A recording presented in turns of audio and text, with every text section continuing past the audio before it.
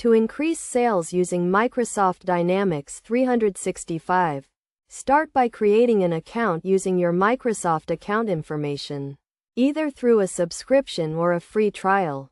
Once set up, navigate to the home page, also known as the My Work page, where you'll find the Sales Accelerator feature. This tool provides a comprehensive overview of your work list, allowing you to open and view emails, summaries, introductions, mail details, relational analytics, and related information all in one place. With this information, you can close more deals and even utilize a copilot to guide you through the process, preparing you for appointments and analyzing customer responses. The Sales Accelerator offers a wide range of options, surpassing those of other websites or business models. By leveraging these features, you can enhance your sales experience and make the most of your Microsoft Dynamics 365 account.